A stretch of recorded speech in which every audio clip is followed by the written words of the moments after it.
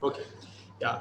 So it's a great pleasure for me to speak here, and I would like to thank the organizers for the invitation, and I also welcome all the participants uh, to my talk. And so I'll be mostly covering the very basic theory of elliptic curves in the 3 lectures. So in the first one, I'll talk about the Weierstrass equation and the non-singularity of the curve. And then secondly, we know that this point at infinity for an elliptic curve plays an important role. And so we'll discuss it a bit rigorously, and also would like to view elliptic curve as a projective curve. That will also help us where do we define these local L factors, because one of the main focus of this program is special values of L function, and we know that these L functions is like a product, it's an Euler product of local L factors, and so these local L factors have some connection with the zeta function of elliptic curves over finite fields, and these zeta functions we can see in terms of a projective curve or projective variety. So we'll do that. That will be another motivation. And finally, in this first talk, we'll also talk about the group structure. Of course, I am afraid most of the participants will be very much familiar with this. Anyway, we have to do that as a basic theory. And in my second lecture, I'll be giving a proof of this Mordell-Weil theorem after introducing this notion of heights, and also introduce the term regulator, which plays a key role in the BSD formula, in the BSD conjecture. And also we'll talk about elliptic curves over complex numbers and how to their connection with lattices. Okay. And then in my third lecture tomorrow, I'll be talking about L function of the elliptic curve. Okay. So let me begin. And we know that these elliptic curves are how important elliptic curves are. They appear everywhere, and to study them, we need actually tools from number theory, algebra, complex analysis, algebraic geometry, and of course, one of the most spectacular results that has been obtained using elliptic curves is the Fermat's last theorem. We all know about it very well, and it also elliptic curves have provided breakthrough toward resolving the congruent number problem. So it's a very classical problem, and a number is congruent number, a natural number is congruent if it appears as the area of a right triangle with rational sides. But it is still not completely known which numbers are congruent. There's no good criteria for that, but a lot of progress has been made using elliptic curves. And of course, they have practical applications in cryptography, in coding messages for secure transmission. Another practical application is factorization of integers. That also has a role in cryptography or in breaking some crypto systems. And of course, this Birch and Swinnerton-Dyer conjecture, which is one of the millennium problems, it is all about elliptic curves. It connects the algebraic and analytic properties of an elliptic curve. So in the first talk, we'll be mostly talking about the algebraic aspect of elliptic curves.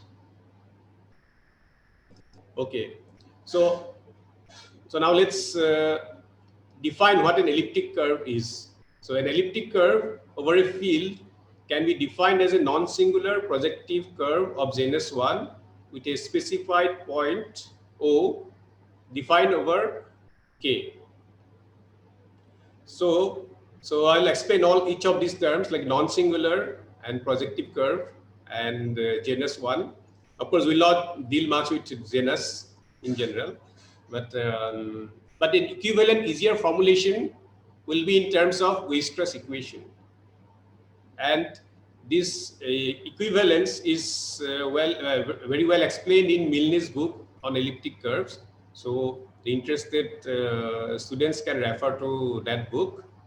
That using Riemann-Roch theorem, the definition above of an elliptic curve as a non-singular projective curve of genus 1 can be rephrased as that an elliptic curve over a field K is a non-singular curve defined by an equation of the form y square plus a1xy plus a3y equal to x cube plus a2x square plus a4x plus a6, where all these coefficients belong to the field under consideration, but together with a point at infinity. Together with a point at infinity, because we know that these curves must have a point defined over the base field. Okay. And we can simplify this equation further when the characteristic of the field is not 2 or 3. Because we can then remove this xy term and this x square term, and then we get this simplified equation as y square equal to x cube plus ax plus b, where a and b are elements of the base field. So we'll stick to this equation for most of the time. And we just want to talk a little bit about the non-singularity. So what do we mean by that? We know that if we look at curves in R square, then what is a singular point? If there is no well-defined tangent at this point, then such a point is non-singular. And I've given some like two curves, okay, the graph of two curves in R square. You can see that the first one has a double tangent at origin, and the second one has a double line y equal to 0 as the tangent. So these are the types of curves that we don't want, or we don't want to call them elliptic curves. Okay. So if we look at a curve given by fxy equal to 0 in R square, then the slope of the tangent at a point P, it is given by the ratio of the partial derivatives. And the slope will be well defined unless both these partial derivatives vanish at the same point. Okay. So what will be a singular point? The singular point, the partial derivatives will vanish. Okay. And for our Weierstrass equation, we can see that we will have a singular point if the partial derivative with respect to y is 0. That means y coordinate should be 0, and that means the x coordinate should be a root of this cubic x cube plus ax plus b. And since the partial derivative with respect to x also vanishes, that means 3x, it's a double root for the equation. So to avoid singularity, we want the cubic to have no repeated roots. Okay, this is the situation for R, but in fact this is the situation for any base field. There, of course, we view it in terms of Jacobian, that if we look at the Jacobian matrix of the partial derivatives of the polynomials that define the curve, then it should have rank 1 in this case. Okay, so but in general, of course, this is for any variety we can define non-singularity in terms of this Jacobian matrix. There we may have more than 2 variables. We may have n variables and m equations. Then we'll have an m by n matrix, and then this rank of that matrix should be n minus the dimension of the variety. But in our simple case, we can just say that the partial derivatives should not vanish together, or that this cubic doesn't have repeated roots. And there's a easy way to decide whether the cubic has repeated roots. For that, we just have to look at the discriminant of the cubic. Discriminant is just the square of the differences, the product of the squares of differences of the roots. So if the discriminant is 0, then there will be repeated roots, and conversely. So we just have to check the discriminant. And discriminant actually belongs to K, because we have taken squares, not just the product of the differences, but we have squared it for a reason, because then this discriminant belongs to the base field. So effectively, y square equal to x cube plus ax plus b represents a non-singular curve if the discriminant 4a cube plus 27b square is non-zero. Okay. Yeah. So next, we want to define a group structure on elliptic curves. Okay, and for that, we use a chord and tangent method, and it uses the fact that any straight line hits the curve at 3 points. So, for example, I mean, okay, this diagram is not very well drawn, but we can see that if the straight line is like having a slope like that, this red one, it hits the curve at 3 points.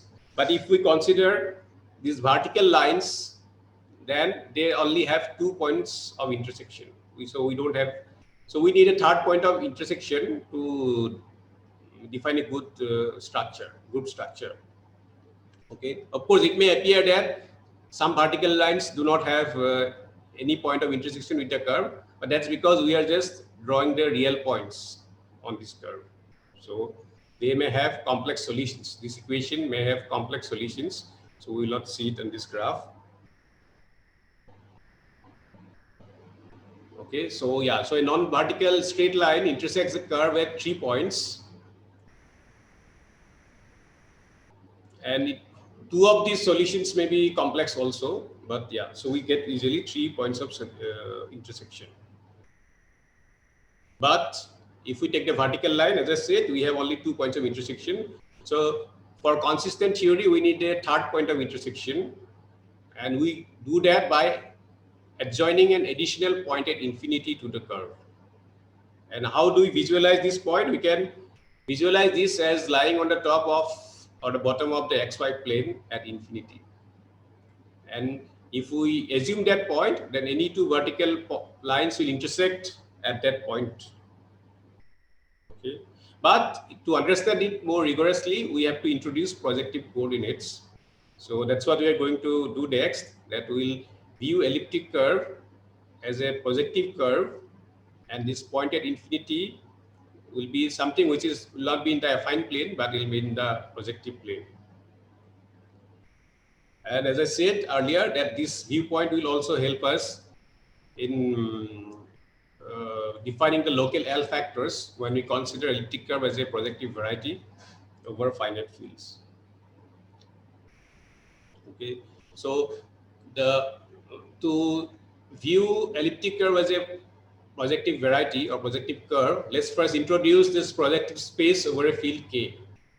So let K bar denote the algebraic closure of a field.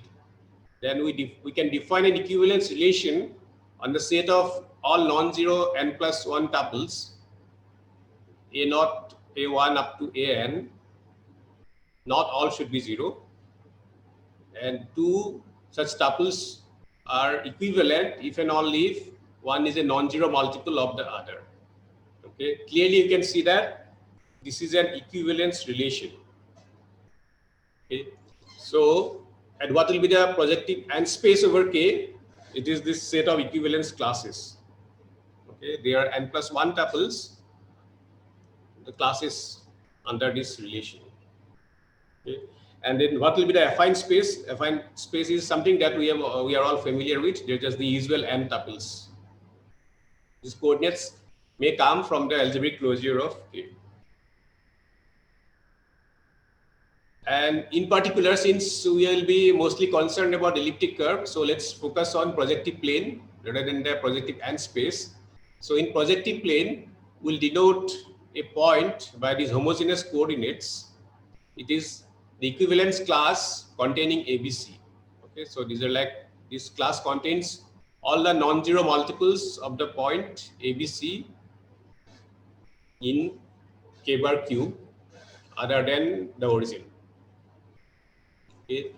Then you can see that the points in the affine plane corresponds to a unique point with homogeneous coordinates x, y, and 1. Okay. And similarly, if we have a point in the projective plane with C, point ABC, with C not equal to 0 in P square, then we get this unique point A by C and B by C in the affine plane. Okay. However, if C is 0, we don't get corresponding points in the affine plane. So we have some additional points. So those additional points are given by the homogeneous coordinates AB 0. Okay, so those points are the additional points, and we can think of that as representation of directions of straight lines parallel to the line AY equal to BX in the affine plane. And these are the points at infinity in the projective plane.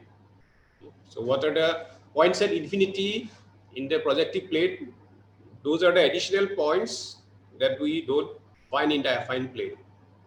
And for an elliptic curve, it will actually have only one of these points. Okay, so we'll come to that soon. So what are lines in projective plane? So a line in a projective plane, you can think of it as a line in the affine plane together with the point at infinity, which is specified by its direction. Okay. So that way, what happens? Any two parallel lines in P square also intersect. Where do they intersect? They intersect at the point at infinity, which correspond to their common direction.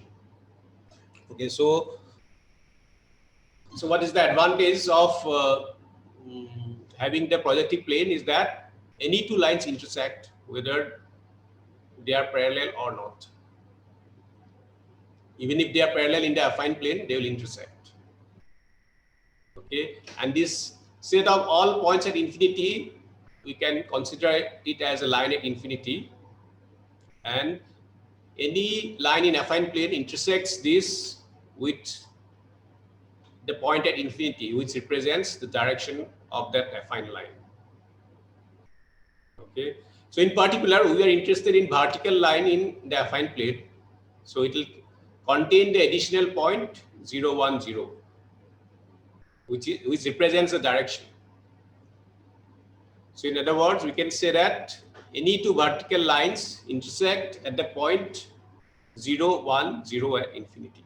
So this is the point we will require to define the group structure on elliptic curve, that even these parallel lines or the vertical lines, they will intersect at this point at infinity. Okay. And also, probably we can also talk about affine variety and projective variety. Okay, although maybe most of you are familiar with this, still, nevertheless. So what is an affine variety?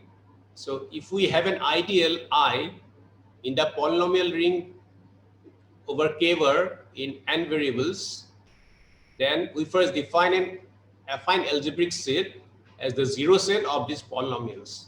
So these are points in the affine n space which satisfy the polynomials in the ideal, all the polynomials in the ideal. But since this ideal is finitely generated, so essentially there are only finitely many polynomials that they have to satisfy. Then such a set is called an affine algebraic set. And given an affine algebraic set, we can conversely look at the ideal in the polynomial ring which vanishes at all the points in the set.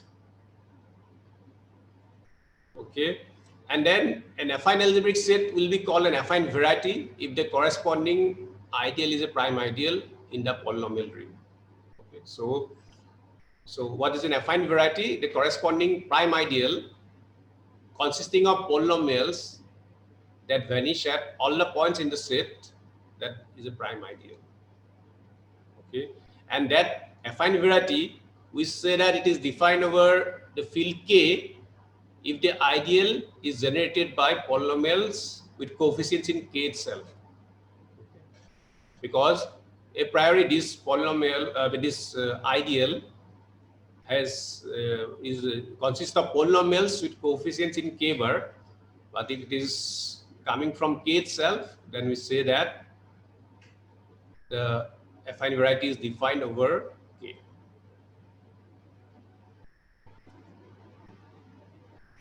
And similarly, we define projective variety, but there we need the points are coming from the projective plane, and we know that we have homogeneous coordinates. So if an n plus 1 tuple satisfies a polynomial, all its multiples, scalar multiples should also satisfy that. And for that, we need to talk about homogeneous polynomials.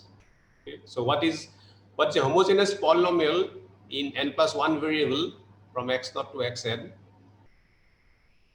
Okay, it should satisfy this property that if we multiply all these variables by a scalar lambda, non-zero scalar in the field k bar, then we'll get this relation that the f of lambda x0 up to lambda xn, it will be lambda to the power d of f x0 up to xn for some d, and that is known as the homogeneous degree of the polynomial.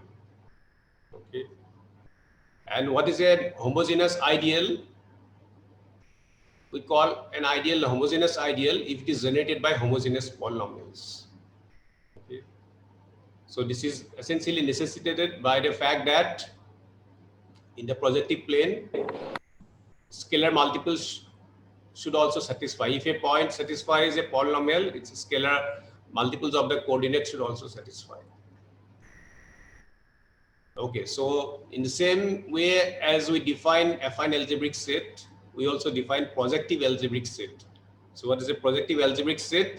It is a zero set of all homogeneous polynomials belonging to a homogeneous ideal. And as before, if we start with a projective algebraic set, we can associate a homogeneous ideal IV of consisting of homogeneous polynomials that vanish on that set. Okay, and then what's a projective variety? If this ideal, this corresponding ideal is a prime ideal. Okay, so we just talked about a little bit of projective variety because we want to see the elliptic curve as a projective curve. So that is our main motivation. That and to do that, actually, we talked a little bit about projective variety. And also the second purpose is that we can define this point at infinity on the elliptic curve when we view it as a projective curve.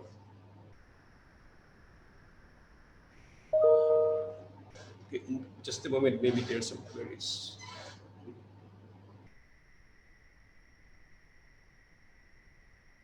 Okay, so maybe I'll address that later. Yeah, so what is the projective closure of a affine variety? Because we define the elliptic curve by the Weierstrass equation in x and y together with a point at infinity. So, but yeah, that wasn't like like an affine algebraic set. So we want to see it as a projective curve. So for that, we talk about projective closure of an affine variety. Suppose we have a polynomial of degree d, which is not homogeneous to start with. But then we can think of a homogeneous polynomial by introducing one more variable. Okay, so by this transformation, like we can have this like in place of y1 we write x0 by xn, and in place of yn we write x0 by xn, and then multiply the whole thing by xn to the power d. Then we can check that we are getting a homogeneous polynomial. Okay. Now, if we have an affine algebraic set V in An, then we can embed it in the projective n space just by having one extra coordinate. Okay, maybe I should have denoted it by homogeneous coordinates. But anyway, with this square bracket, it is clear that this is a point in the projective n space. So we can embed it. Now, what is the projective closure of an algebraic affine variety? Is that we take the zero set of all those polynomials, of these homogeneous polynomials. Okay, essentially we homogenize the polynomials that define the affine variety, and the corresponding variety we get is, we call it projective closure. Okay, so in other words, if we have an affine variety, then the projective, we will have a projective variety V closure such that the intersection is V. Okay, so all this is well explained in Silverman's book, and this is the book that I'm primarily following in preparing these notes. So you can refer to that for most of the details. Okay, so as I said, we'll now consider elliptic curve as the projective closure of the affine curve corresponding to this ideal generated by the polynomial fxy, which is y square minus x cube plus x plus b. Okay, I missed the bracket here, but anyway, so this is the Weierstrass equation. Okay, so to do that, actually, we need to homogenize this equation. So if we homogenize our Weierstrass equation by substituting small x by capital Z and small y by capital Z in the affine equation y square equal to x cube plus x plus b, we'll get this homogenized equation, and we'll have all the affine points, but we'll have an additional point, because this additional point will be corresponding to z equal to 0. Okay, because if z is non-zero, then it corresponds to points in the affine plane, because in homogenized coordinates we can take z to be 1 if it is not 0. Then you can divide throughout by z. So we get points in the affine plane, but the additional point will be given when z is 0. And if we substitute z is equal to 0 in this homogenized equation, what we find is that x cube is 0. Okay, because if we put z equal to 0, we find x cube equal to 0, and hence y should not be 0, because we are in the projective plane. So that's why we say that this elliptic curve, after you homogenize it, the defining equation, and view it in the projective plane, we have an additional point which is 0, 1, 0. And this is the one that we call the point at infinity on the elliptic curve. Okay, and we can see that it's a point of inflection. Why we're saying that it's a point of inflection? Because we are seeing that x cube equal to 0. So it's like vanishing there at, with multiplicity 3. So that is the point at infinity on the elliptic curve. Okay, so now we want to discuss the group structure of the elliptic curve, because what is so special about the elliptic curve, that the points on the elliptic curve, we can add them and get a third point in a way that gives a group structure. Okay, so given 2 points, we can add the 2 points on the curve in a geometric way to get a third point, so that we get an identity element and an inverse and associativity and commutativity. So in other words, we'll get an abelian group. Okay, and of course the structure of the group, it will be a finitely generated abelian group. So we'll come to that. Yeah. So first, let's define this operation, how we get this group structure. Okay. So to do that, we'll start with a fixed point on the elliptic curve. Okay. So if you recall the original definition, that the elliptic curve had a specified point, but now with Weierstrass equation and with this point at infinity, we'll take this point at infinity as O. Okay, so we have the point at infinity, which will actually turn out to be the identity for this group structure. So what do we do? Suppose we have to define the addition of 2 points P and Q. So we'll join P and Q by a chord, and it will hit the curve at a third point. Okay, because if we substitute y equal to mx plus c, then you can see that it will have 3 roots. So we'll have a third root, and with the point at infinity, doesn't matter even if we have a vertical line, we'll have a point of intersection. Okay, then how do we define the sum of these 2 points? That we take the third point of intersection of the chord joining P and Q, and we join with O, which is actually nothing but, okay, whether it is this curly O or this simple O, this doesn't matter because we have chosen that way.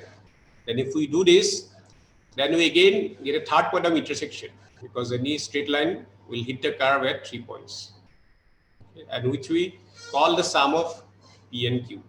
Okay. So we draw the chord twice. That first, if we are starting with 2 points P and Q, we are joining them with a chord, and we are getting a third point of intersection, which is denoted by P star Q. Then with P star Q and our chosen point O, which is the point at infinity, we draw a chord, and again we get a third point of intersection, which is the sum. And clearly from this construction itself, we can see that it will be commutative, but to show that it is associative, it requires some effort. But I will refer to Silverman and Tate's book, The Rational Points on Elliptic Curves, where it is explained in detail. And of course, this will have the point at infinity as identity. Okay. In fact, if we take any point on the curve and do this construction, it will turn out to be identity. And if we choose different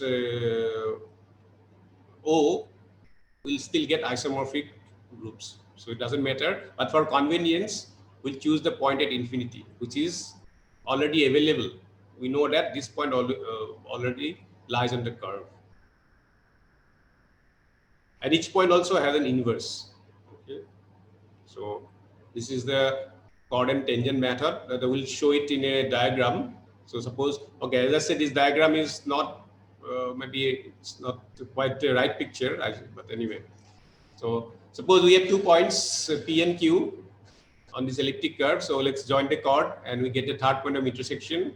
And since we have taken the point at infinity as our O, but this is, okay, so why do we get the third point of intersection? It is quite clear that a cubic equation will have 3 roots, and 2 of these roots are like x1 and x2. So we'll have the third root x3. And then this is our P star Q. And since our O is the point at infinity, so we'll join O and this P star Q, and we'll get a third point of intersection as P plus Q. Okay.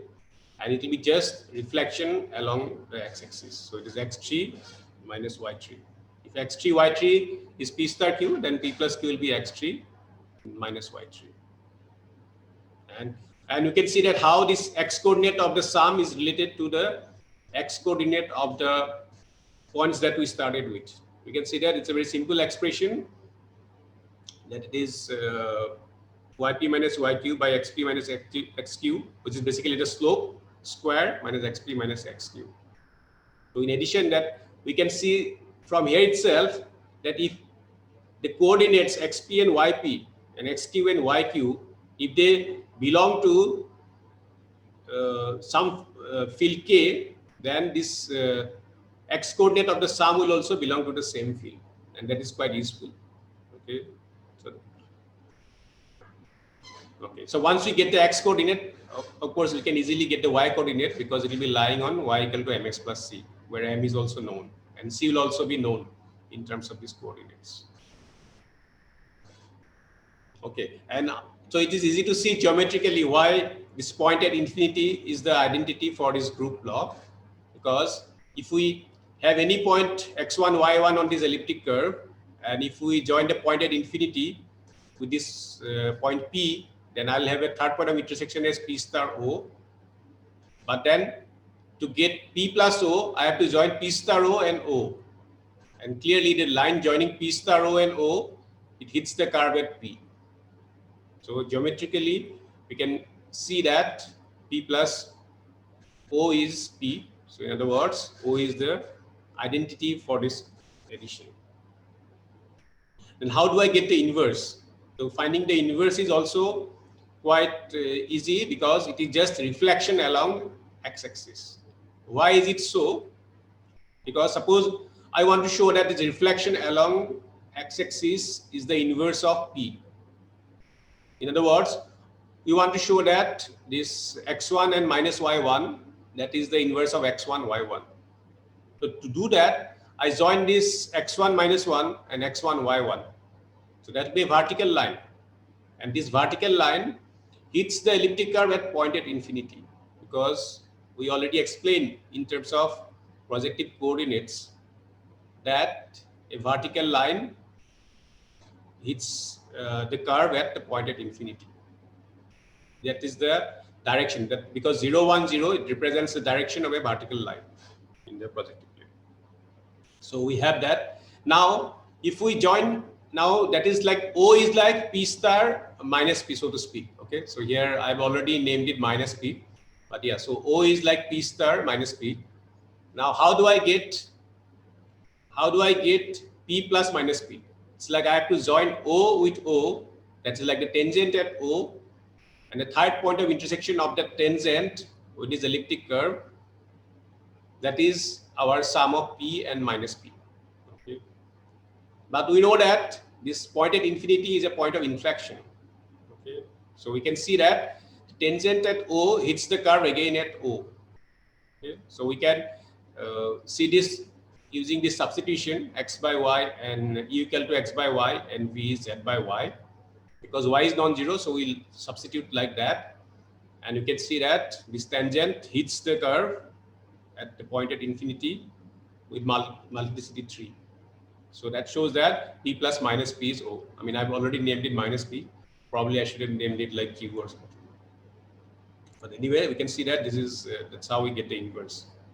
And okay, this explicit example, okay, this is just for very beginners. So I can just skip that. We can just put the values and we can see that everything is very simple. It is just to give the impression that all these addition law is actually quite simple. Okay, so, but yeah, I can skip that. And a natural question, how do we add a point to itself? Okay, for that, what we do, we need the tangent at P. And in fact, it is the reason why we need the curve to be non-singular, because we want the tangent at the point P to be able to add P to itself. Okay, so to add P to, because like if Q is approaching P, basically the chord is becoming the tangent, which should be well defined at P. And then once we have that, then again everything goes through just like before. That we draw the tangent at P, it will have a third point of intersection. We'll join it to the point at infinity, and then we'll get 2P, which is like P plus P. Okay.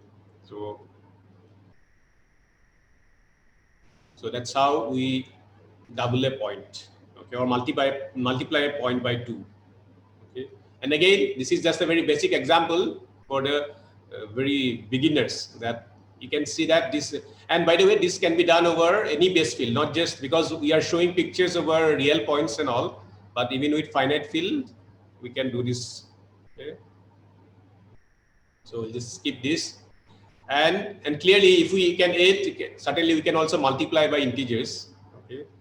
So given any integer n, we can add a point n times. And even if n is negative, doesn't matter, because we can just take the additive inverse and all. And we call this point a torsion point if after adding it n times, we get the identity. Okay. So what is it? So it's a torsion point. If np is 0 for some non-zero integer n. I mean, this point at infinity, it is acts as the 0 element for this group. So what I was saying is that we have just defined a group structure. So we have just defined a group structure, and what we are saying is that if we start with 2 points with coordinates in k, the sum will also have coordinates in k itself. Okay, so it's not just that we are getting the third point on the curve, but in fact the coordinates also are contained in the same field that we started with, as long as the defining coefficients are over that field. In other words, if E is defined over the field K, and if we have 2 points x1, y1 and x2, y2 belonging to any extension of K, then their sum will also belong to that extension. Okay. So in other words, we are getting Ek itself, the K rational points on the elliptic curve, as a group. Of course, the point at infinity is included. These are like the affine points, and of course, we have the point at infinity for all these. Okay. So the first important theorem for this in this context is the Mordell-Weil theorem. Okay. So it tells us about the structure of this group, of this abelian group Ek, again, that it is xy with coordinates in k, satisfying this Weierstrass equation, where A and B, of course, they belong to K itself. And I should also add that it's actually, I should maybe write union the point at infinity, because this point at infinity, anyway, I'll, when I upload the slides, maybe I'll add that, because this point at infinity, of course, is there, which is the identity. Then if we have 2 points in EK, then the sum is also in EK. And this abelian group is known as the Mordell-Weil group of the elliptic curve. And what is Mordell-Weil theorem? That this group is actually finitely generated for any number field. So if we have any number field or a finite extension, what's a number field? Finite extension of K of Q, that EK is a finitely generated abelian group. In other words, this EK we can write as some copies of Z and a finite group which is like the torsion points. And this quantity, this how many copies of Z are there in EK, that is known as the rank of the elliptic curve. Okay, so, and this is a very important invariant of the elliptic curve. It can be 0 also. In each case, the elliptic curve over this will have only finitely many K rational points with just the torsion points. So let me first talk a little bit about the torsion part, because there are two things to understand here. To get all the K rational points of the elliptic curve, there's this rank and there's this torsion part.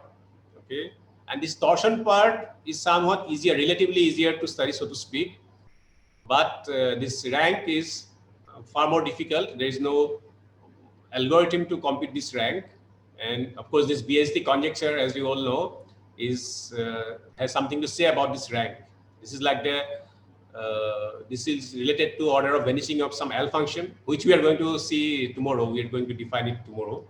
But yeah, so, but this torsion part is at least easier, and particularly simplest when we have elliptic curve over the field of rational numbers. So if we have an elliptic curve E given by this Weierstrass equation y square equal to x cube plus x plus b, where a and b are rational numbers, or in fact I can take them to be integers, because you can clear denominators and then we can take this a and b to be integers.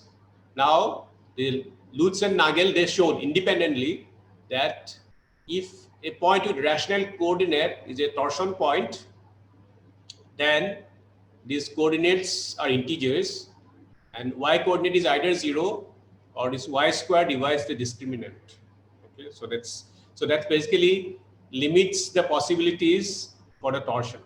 Okay, so given, and if we know the equation of the elliptic curve with integer coefficients, then we can easily check what are the possible torsions, because this is like y square, so divide the discriminant. But in fact, there's a much more powerful theorem which says that whatever elliptic curve we take, as long as they have rational coefficients, we have still only finitely many choices as their torsion subgroup. So that is Mazur's theorem, which was conjectured much earlier in 1906 by Levy. That let's take any elliptic curve E over Q with rational coefficients, then a torsion subgroup has only 15 possibilities. Okay, so what are these choices? They can be Z mod NZ, where n runs from 1 to 10, or n can be 12, or it might be, okay, sorry, it is Z mod 2, Z mod 2 it is missing here. So it is Z mod 2 times Z mod 2 NZ. Okay, and so this is an unfortunate mistake here. So yeah, I'll correct it when I upload the slides. So it will be Z mod 2 times Z mod 2 NZ with n running from 1 to 4. This is Mazur's theorem. And in fact, each of these torsion subgroups appear for infinitely many elliptic curves. Okay, it's not that these are like some sporadic cases. Okay, each of them appears for infinitely many elliptic curves. Okay, so this is a, and of course, okay, there's another theorem, another significant result, I'd say, that by Mordell, which says that for any integer d, there will be constant, such that the number of torsion point will be bounded by that constant. But that constant will depend on the degree of the number field. So we can vary all the number fields up to degree d, and all elliptic curves define over all these number fields. And still, the number of torsion points they'll be bounded.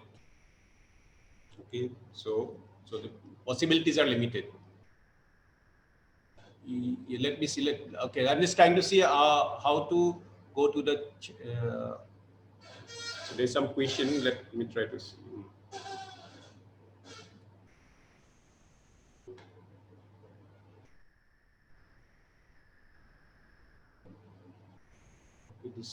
Okay, so I could see a raise hand, but I'm not sure where to. Okay, go there. Okay, maybe I can find it. Okay, how did Levy come up with this conjecture? Actually, that I think he probably found infinitely many elliptic curves with these torsion points, and then he conjectured that that this must be the case, and there are no other torsion substances, as far as I know. And I think it is mentioned in Milne's book as well as Husserl-Moller's book also. Okay, yeah.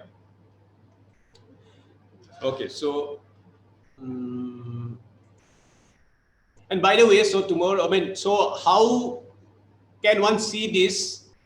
Because in the lecture in the afternoon, well, I'll briefly mention how we can rule out certain torsion points for elliptic curves over Q. Because we'll see that these elliptic curves correspond to lattices. Okay, and then with that correspondence, actually, eventually leads to, I mean, you can rule out by looking at the corresponding modular curve. I'll mention this in the second lecture when we talk about elliptic curves over complex numbers. Okay, but yeah, okay. So this is the results about the torsion. And then what about points of infinite order? So there is a famous result by Bhargava and Shankar. They showed that 83% of the elliptic curves have rank either 0 or 1. So it is expected that most elliptic curves will have rank 0 or 1, but most in the sense of density. Okay. And we have examples of elliptic curve of highest possible rank 28 so far. Okay. I mean, I think that was a bit, that still a few years old, but maybe I think this is still the current status. The highest possible known rank is possible, meaning the rank is higher than 28. Yeah. Okay, but the conjecture is that there are these elliptic curves E over Q of arbitrarily large rank. Although we have examples of up to 28 only, but conjecturally, maybe it is like still it can grow arbitrarily large. Okay. And in this context, it is quite a contrast from other curves. Okay, so one significant contrast is this Mordell conjecture, which says that for plane curves, if we have a non-singular curve over Q of degree strictly greater than 3, then the set of rational points on such a curve is finite. Okay, so for degree 3, we have infinitely many points, and of course for degree 2, we have the conic sections like this. I mean, circle, parabola, ellipse, and hyperbola. We know that they'll certainly have infinitely many rational points. But elliptic curves may or may not have infinitely many points. But if we have higher degree non-singular curve, non-singular plane curve, then it will have only finitely many points, which is conjectured by Mordell, and of course it was proved by Falkings in 1980s. And this general statement is in terms of genus and all, like genus bigger than 1. But since we did not talk much about genus, so maybe we can just frame it in this way. But topologically, it's like the number of holes, as we all are familiar with. But yeah, so why this rank? Okay, so this, as I mentioned before, there is no effective algorithm to compute the rank. And this first part of the BSD conjecture, it connects the rank of the elliptic curve to an analytic object, which is the Hasse L function, which I'll talk about in my third lecture tomorrow. But so that is still the rank. There are many, and of course, this type of analogs are there for like other number fields also. Yeah, as I said, and these are the references that I primarily used, and mainly the Silverman's book, The Arithmetic of Elliptic Curves, for this lecture.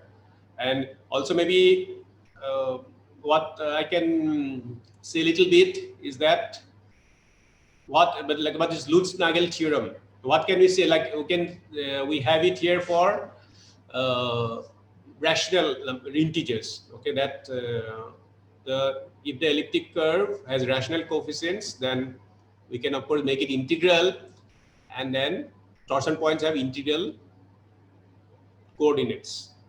And actually, how does one prove it? Is like you can look at the valuation of the coordinates at each prime p, and one can show that at each place it is actually positive. I mean non-negative. So the valuation is non-negative at each prime, and that's why it will be integral. And that approach works for other rings of integers as well. And then Mazur's theorem, of course, people have been trying to generalize it for other base field, because it is for elliptic curve over Q that we have these 15 possibilities. But one can certainly ask for quadratic fields. For example, suppose we are considering all quadratic fields and all elliptic curves over all quadratic fields. Of course, we have Mordell-Weil bound, but beyond that also, like the possibilities are finite. I think there are like 26 possibilities for quadratic, or maybe 22 or 23 for cubic. So there are cases like that. And for due to work of Neumann, Kemieni, Kenku, Momos, and several others. So they are like this. What are the possible torsions for elliptic curves over other number fields?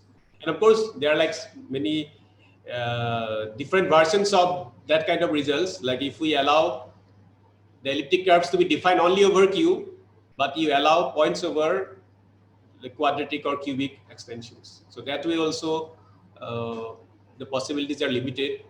Okay, they are, and also in those cases, some of these groups appear sporadically. It's not that for every, I mean, what I mean to say is that some subgroups may appear for a cubic extension only a finitely many times. But unlike the Mazur's case, where each of these torsion subgroup occurs for infinitely many elliptic curves. Okay, so maybe I'll stop here. I'll just mention what we're going to do next in the next lecture. That will introduce the notion of height a little bit. Of course, we'll not go into a lot of details. Of course, in this past lecture, I have gone into some of the details concerning affine and projective variety, but or the point at infinity. But when we discuss heights and other things, that will just mention the key properties, and then we'll see how the Mordell-Weil theorem is proved. But there are two parts. Okay, so and then one part which is like the weak Mordell theorem. Anyway, when the Sudhanshu Shekhar will be giving his lectures on Selmer group, it will follow from finiteness of Selmer group. So we'll just use the weak version of Mordell-Weil theorem to prove the full Mordell-Weil theorem. And then we'll talk about elliptic curves over complex numbers and see its connection with lattices, etc. Okay, so I'll end here, or let me just see whether there are some questions in the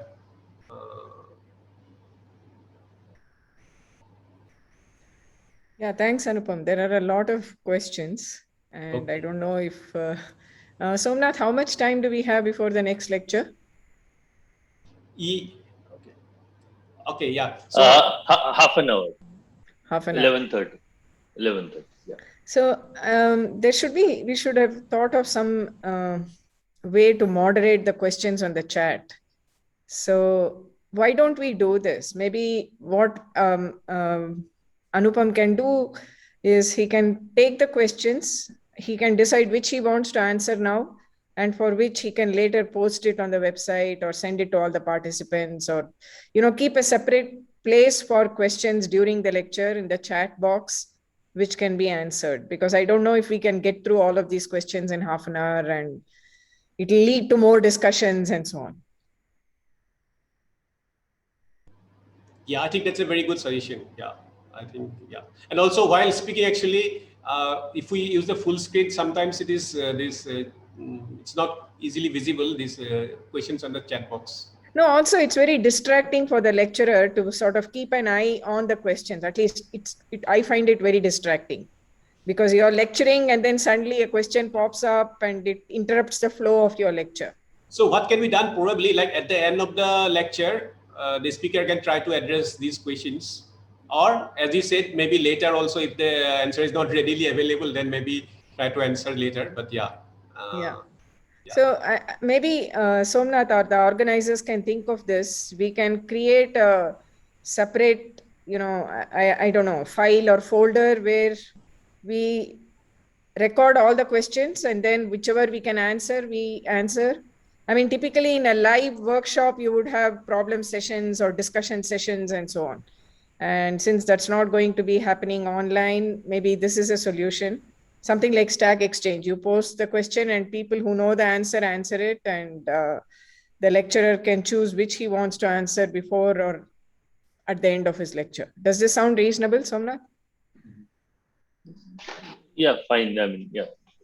Okay. Anything which is okay with the speaker is fine. Yeah. So, and also, I don't know about others, but I've noticed that, these half an hour breaks, I think these are welcome even if you're in a Zoom. People don't want to sit in front of the computer for these breaks also.